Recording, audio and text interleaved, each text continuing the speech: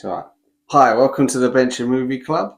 And in this special episode, we have Jenna Ortega. No. Look-alike, Lily Rose. Yeah. Well, that's because what you think. Yes, because we are reviewing Beetlejuice Beetlejuice from 2024. Yeah. Currently out in the cinema as the time of us posting this. We've just got back from the cinema for watching it.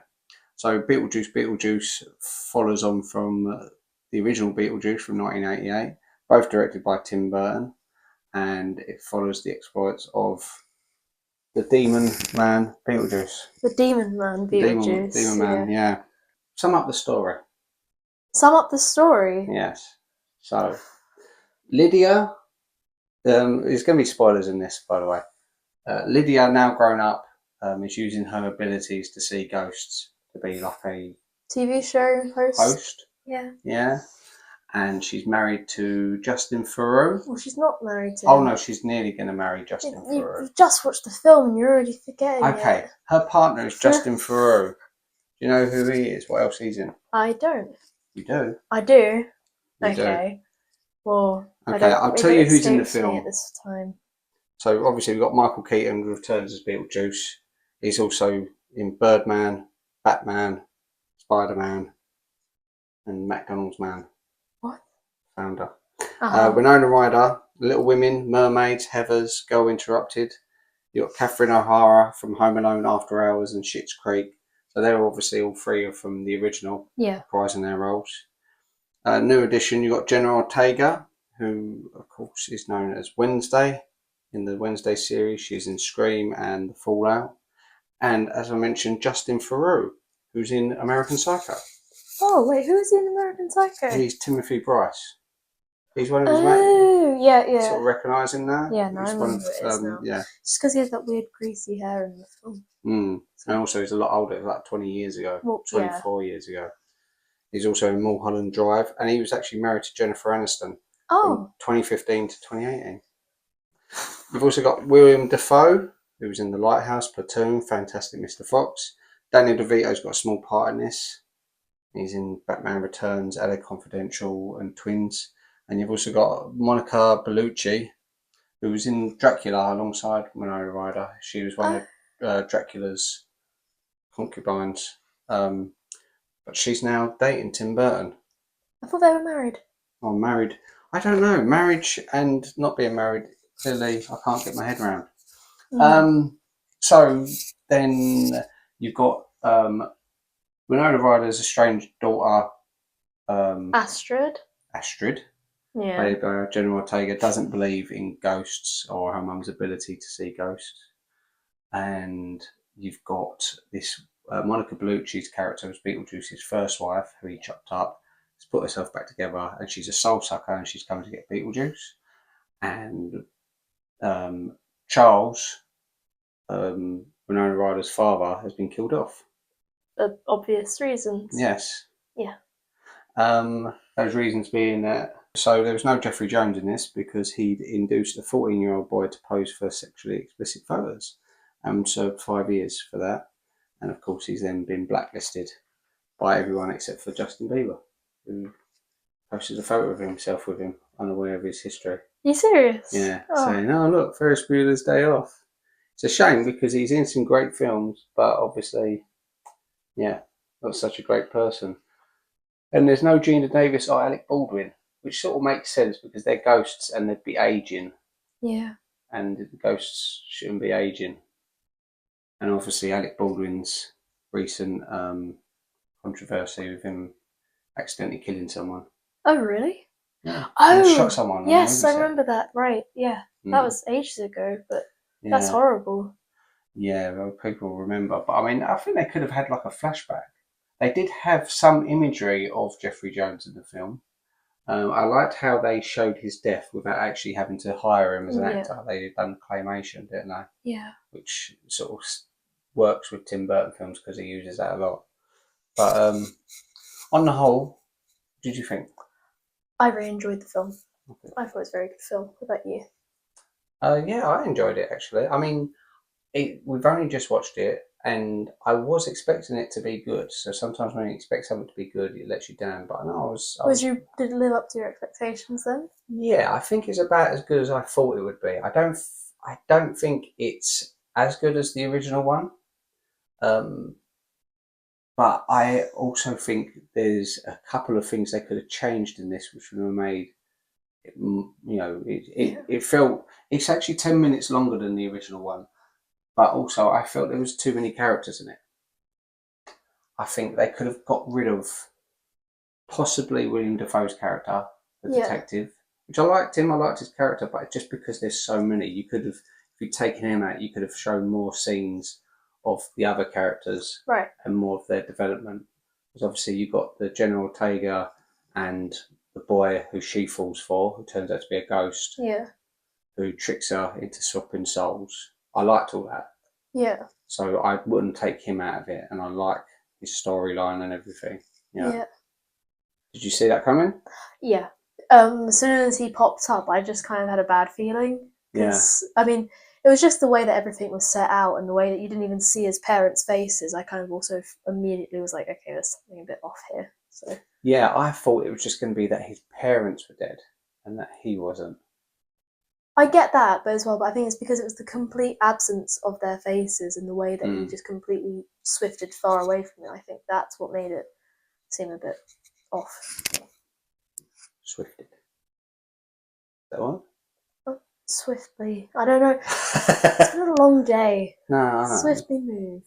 No, but I enjoyed it. I like, because Tim Burton, I think early Tim Burton's his best work, from like Beetlejuice and Batman, Edward Scissorhands, Edward, and then he started venturing into more blockbuster territory, but then he went through a long period of just making these films. I just didn't connect to them. I didn't like them as much.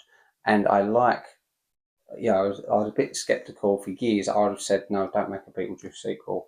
But I think they balance it just well enough.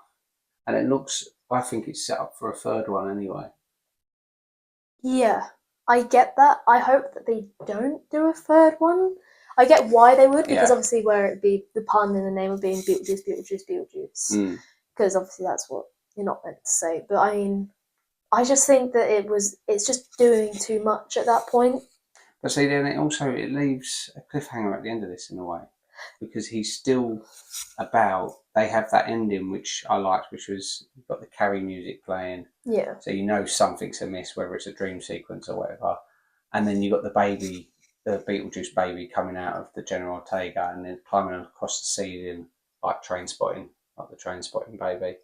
And then of course her waking up and he's in bed, and that's how it ends. So you think, so that's them setting it up for part 3. I get that, but I feel like if they did a third one, it might just ruin it. Possibly, but I also think because it didn't really feel as emotional. I didn't feel as emotionally connected to this one as the original.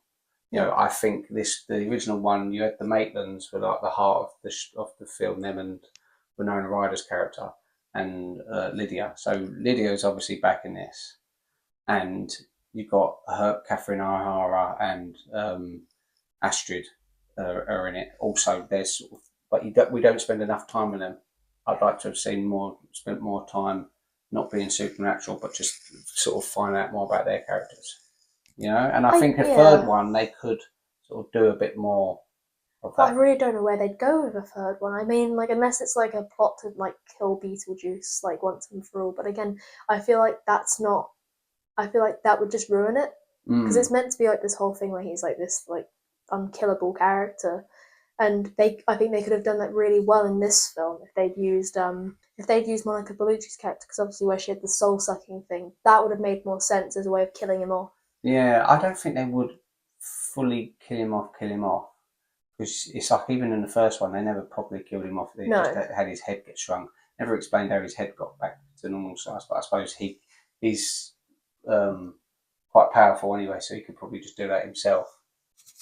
Tim Burton said he'd only ever make this with Michael Keaton, who also said this would be the only role that he'd reprise, which makes sense, even though he did reprise Batman. Yeah, I mean, there's a similar thing that Winona Ryder had, where she had the claws in pretty much every piece of like film or TV that she's done since. There's been a clause that if there was ever to be a Beetlejuice 2, she'd have to be let go from filming to go be in it. Yeah, I know you'd read about that. Yeah, she'd agreed that with the Duffer Brothers as well for Stranger Things. When she first signed on to Stranger Things, even though that's like years ago, it was still if they ever make a Beetlejuice 2, you need to let me out of it. Yeah. Which is, it's nice. So obviously the film means a lot to her, which I think that was all good in it. That was all funny. Yeah. I don't think there was particularly any weak links. As I said, character-wise, I could have dropped a character out of it, and I think we could have spent more time with the characters that they had. Yeah. This was the first Beetlejuice. Was actually the first DVD sent out by Netflix in 1998. Oh wow! And it's Michael Keaton's favourite film of his own, which I can see. He's done some great films and great performances, but that really launched him. I mean, he'd done other films before that. Yeah. And obviously, Batman was huge for him, but Beetlejuice meant he could really let loose. He really improvised a lot with the first one. The second one, I don't think he improvised as much. I mean, he is old now, though. Yeah, but the good thing about Beetlejuice, because even in the first one, he's like this fat slob anyway. So, and with the makeup, they was able to sort of disguise him enough. He doesn't look too different from the first one. Then again, this is what I mean. If they was to make a third film, they'd have to do it quite soon. Yeah. Because obviously, where Michael Keaton is aging, obviously it's more important. It's more important to make sure he's okay, but also if anything was to happen to him, like.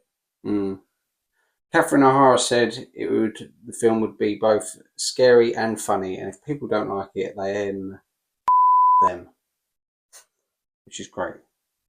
I thought, I think she was given a lot more in this one, probably definitely from her like comedic turn in Schitt's Creek. They probably felt we can give her a lot more. Well, it's also just probably because of the fact it's a compromise with the lack of Jeffrey Jones's character in the film. Yeah, because obviously where they were like a duo at first, where like she was basically bouncing off him and like how he was more calm in comparison to her obviously artsy eccentricness.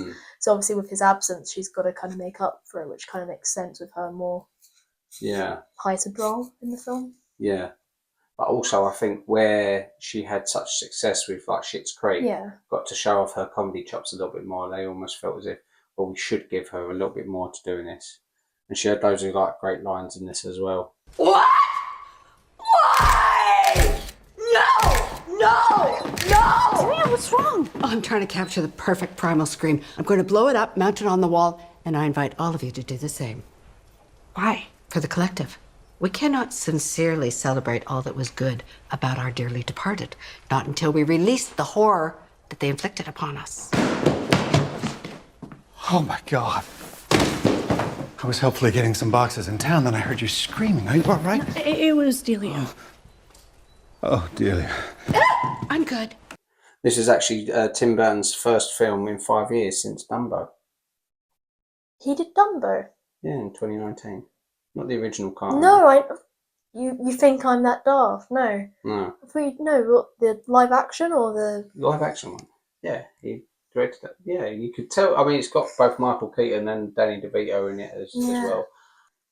I don't really pay attention to the Disney live actions. No. So that's why it left my mind. But yeah, no, I remember seeing Dumbo. I think I actually fell asleep in the cinema. Really? I mean, Dumbo, the original cartoon, I weren't the biggest fan of. I thought it was an okay Disney film. Really? But, I mean, I liked the bit where he got drunk, and I liked the end. And there's a bit in it makes me cry where the mum's carrying the baby. But yeah, it's not the top of my sort of Disney list. In July 2023, many props were stolen from the set. Oh. Yeah. I think it was just like lampposts and stuff like that. Probably sold online for a lot. And they've been considering a sequel since the first was released. And the first sequel they've come up with was Beetlejuice Goes Hawaiian. Oh. Yeah. That was, I think they was looking at Kevin Smith was involved at one point trying to write this, but he just said, what else can we do with Beetlejuice? So and I didn't know what they was going to do the sequel. I've deliberately avoided.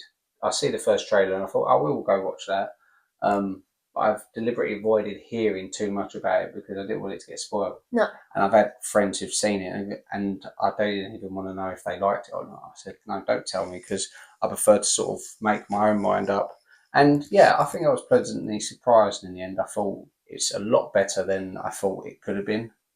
You know, so many times they sort of drop the ball with these things, but no, I liked it. And I think there is room for a third one if they keep the momentum going. As long as the third one is as good as this one, I don't think that it could be as good as the first one, but as long as it's good as this one, I think do a third and final one. Yeah.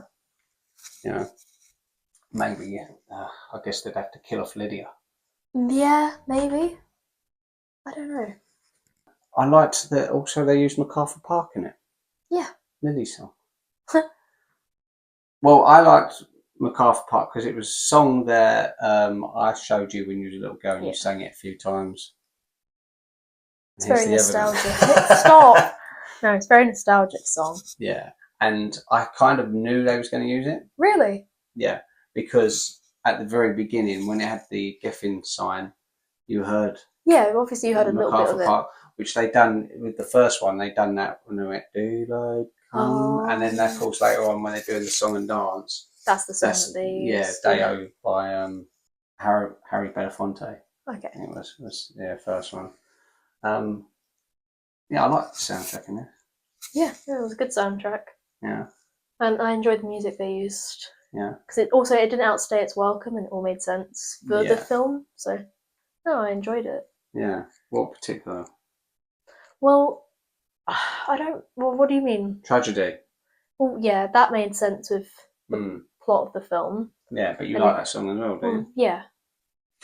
Don't tell people. It's not like I need to broadcast it. Oh, jeez. Yeah, but you can say I'm listening to the song Tragedy a lot lately, so it's quite funny that it was in the film. Okay, I've been listening to the song Tragedy quite a lot.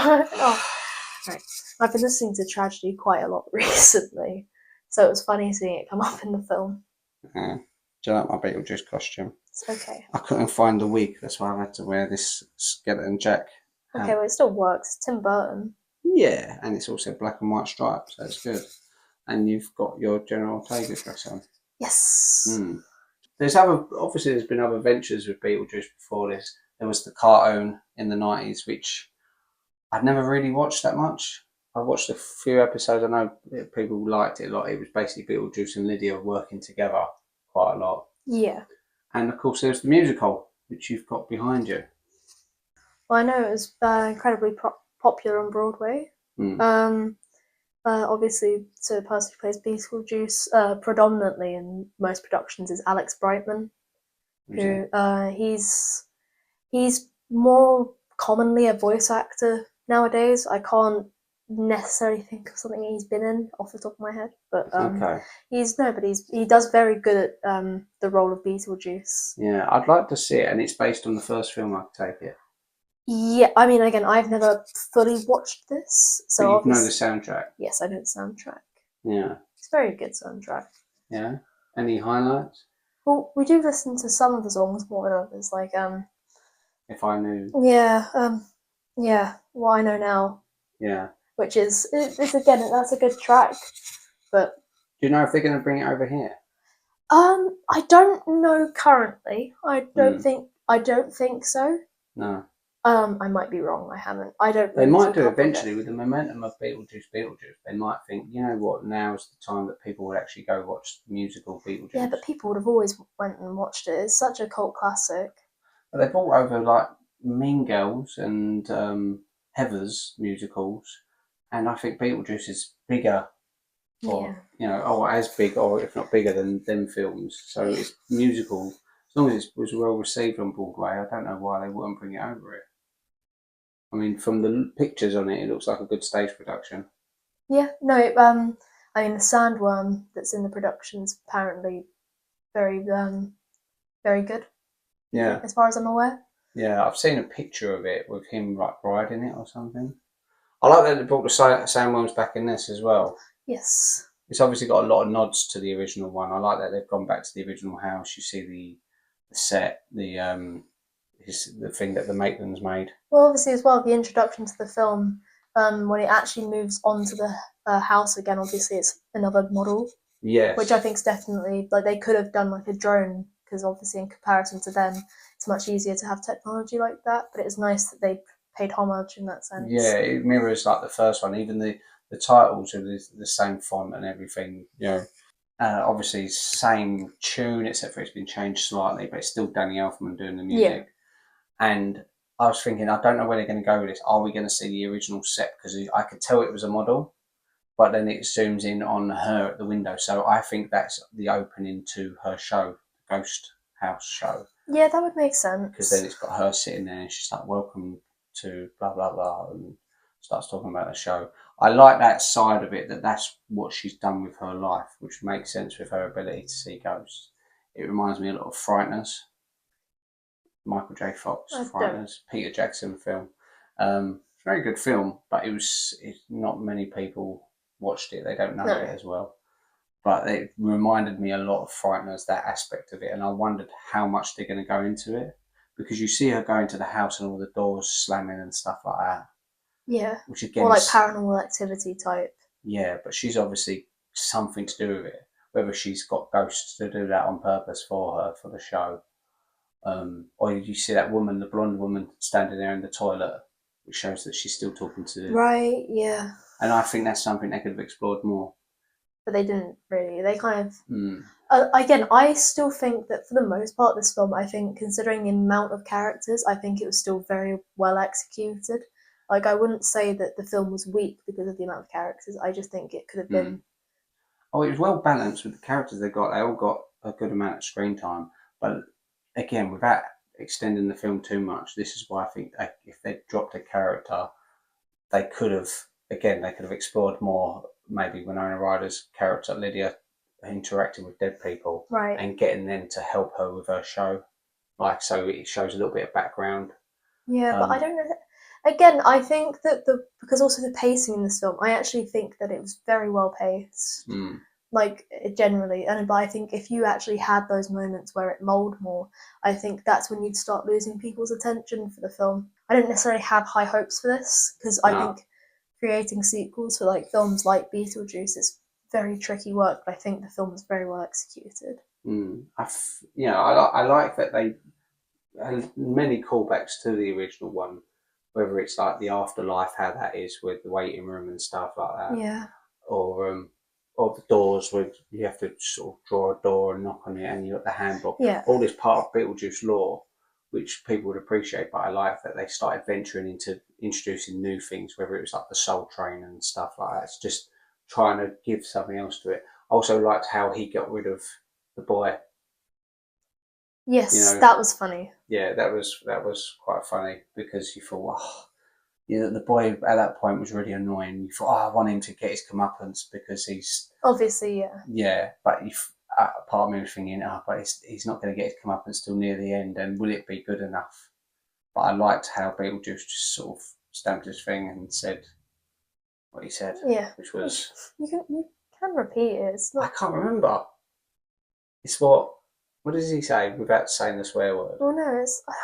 He says, something as Dostoevsky would say, you're effed. Yeah. Yeah. It was quite funny because it's a callback to what the boy was saying earlier about Dostoevsky, and how he just sort of drops him down pretty much into hell. I guess it's hell.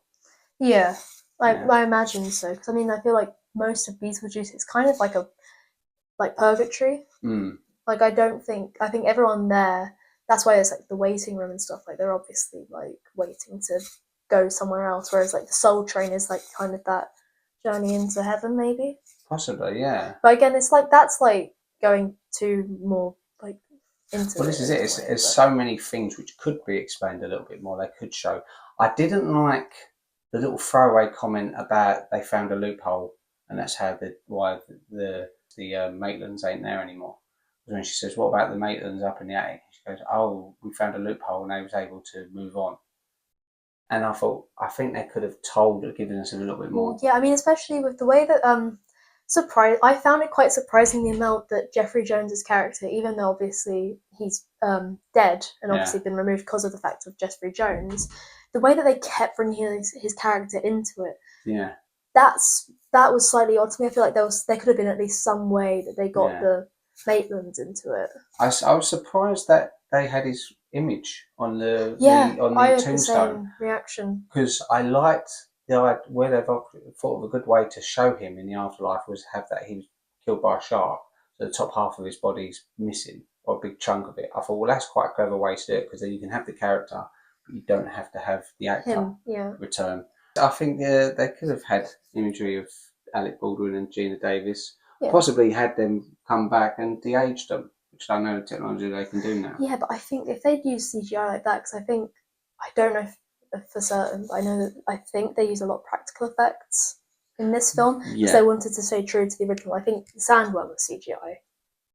Maybe. You think? I mean, it might have been. Because in the original, obviously, it was claymation, and it looked a bit claymation-y to me. Maybe, but I mean, I think the claymation's moved on from then, so that's possibly why. But I think if they'd used CGI in that way, I think to de-age the Maitlands, I feel like that would have just been a bit weird. Possibly, but I mean, they could have had them and sort of. Well, you could have them have like old, and then like maybe have a glimpse into like heaven or something, and they're just like living their life happily in like a version of the house. That would have been a good way to still have them in the film. But again, I don't think it's necessary, because obviously this isn't focusing on the Maitlands this time; it's focusing on the Deetz. So it's different. Apparently, Michael Keaton didn't rehearse at all until he started shooting. He literally just shoot, so it felt more spontaneous, his Beetlejuice. Yeah, that makes sense. Yeah. So Monica Bellucci's character, Dolores, obviously where she like staples herself together, and she's obviously cut into a bunch of different pieces. I think that's also a really good way to introduce her character, because if you remember from the first film, Beetlejuice pulls out a finger from his pocket, and it's obviously like her hand. And he says she meant nothing to me. Yeah. So obviously that's a really good way of having her character still in it, because then it explains why he just had her finger, especially if they're in the afterlife. Yeah. So if she's been put into these boxes and cut, that makes a lot of sense. And I just thought that was quite smart. And also throughout the film, she has actually not got one of her fingers. Really? I didn't know. She doesn't have one of her fingers, or like I think it's been replaced with like a different finger.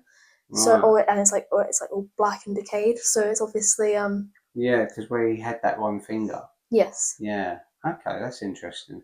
I noticed also as well, I don't know if you remember in the first film, when he's about to get married to Lydia and he shakes the hands of a parent or her dad, he gives him 2 copperhead snakes. Oh. Which sort of ties back. It foreshadows to what happens to Catherine O'Hara's character, who dies in this, obviously getting bitten by copperhead snakes. Yeah. Yeah. Which again, I like the amount of thought and effort and detail they've put into it, and I do think if they've got the same momentum, and from the sounds of it, they all enjoyed themselves on it, including Tim Burton, who, again, apart from like TV series, he hasn't really been involved in films for quite a while now.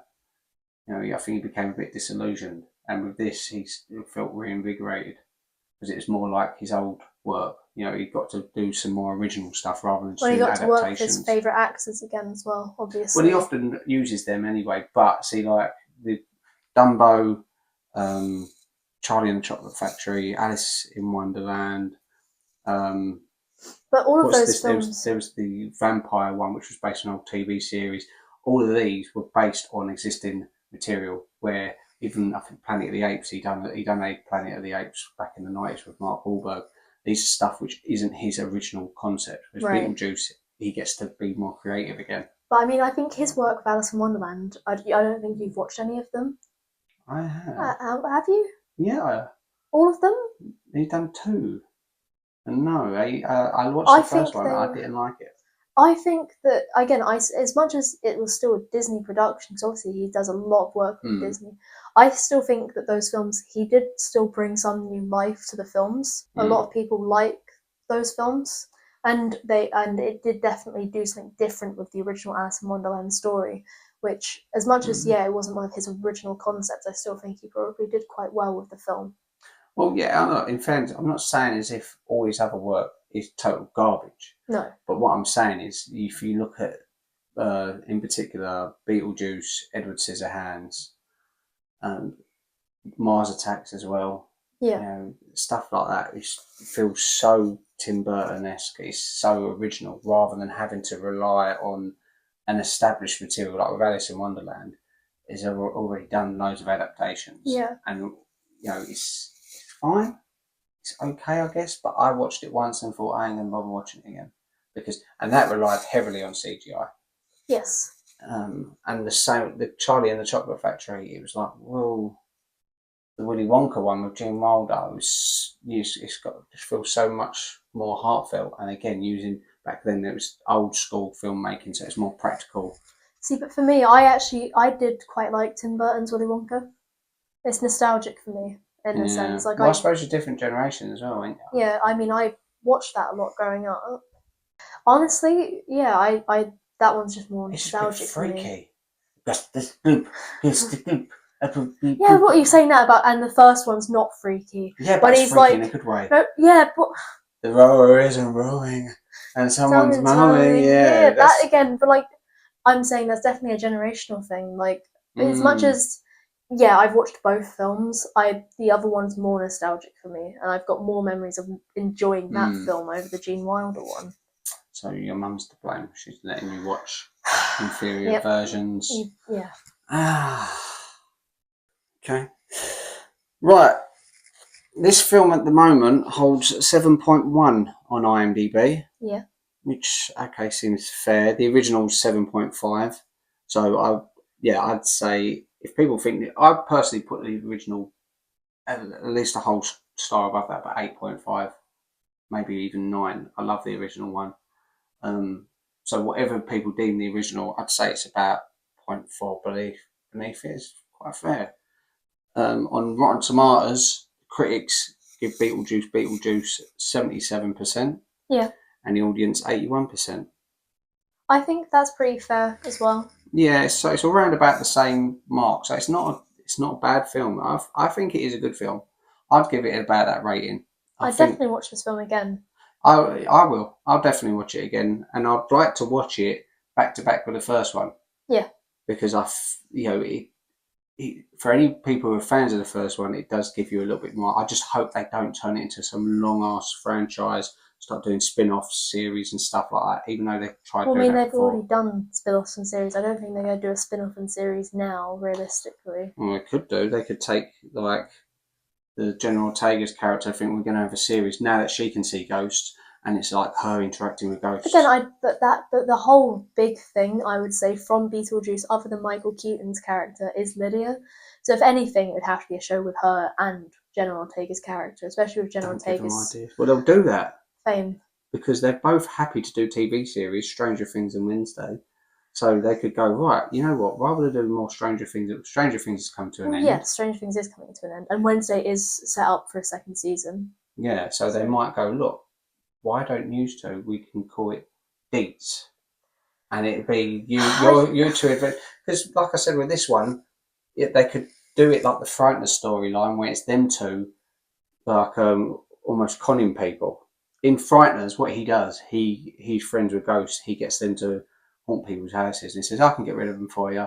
People pay him, and then he says to his ghost mates, "Right, come on, let's go." I really doubt that they're going to make another a series out of it. There's been a lot worse ideas.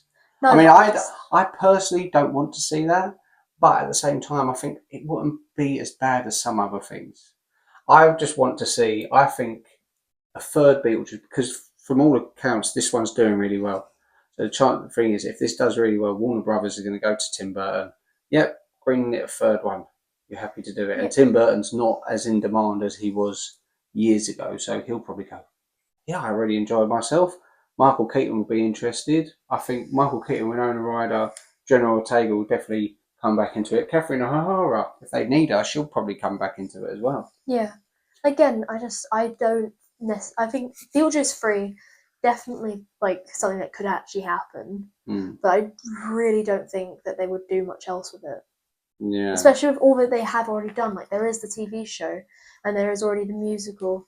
And so there's obviously they've already got all the spin-offs they'd need from the original. They wouldn't really do something with the new stuff because realistically, most people prefer the original over the sequels. Yeah, but as I said, I can see based the cynical side of me, based on I know how Hollywood works, they're definitely going to green light a third one. I'd put money that they're going to make a third one. The idea of spin-offs, I could see that. As I said, the one with the Deetz, that could be interesting. But if they do one, say they take Willem Dafoe's character and do this cop in the afterlife, I think that's going to get a bit tired quite quickly. So they sometimes pick an obscure character and think, let's work with them. Yeah. Let's milk it until people lose interest. And I think that's a shame if they do that. So I think a third one, which could end it on like a quite a heartfelt high, you know, and not rushed. I feel like there's things missing from this film. I feel like there's an edit which has got a lot more stuff going on. Yeah. But again, they've obviously got to cut it down for theatrical release, especially as I imagine with Michael Keaton's character. I feel like this film was definitely more PG than the original. Like, I feel like the original was a bit more scary. Like, especially when Beetlejuice's character becomes that big worm with like the distorted face. That was more. Yeah, that was quite scary. More scary. Whereas with this one, this is much more tame. Especially as when we went to the screening, there was obviously kids in the audience. It was 12A, wasn't it? So, I mean, I don't remember what the original was. It was PG, but I still think that this was more frightening. Yeah. To an audience than the. Again, not that I'm scared of it, but I think what the elements in this film are more frightening. In comparison to this one.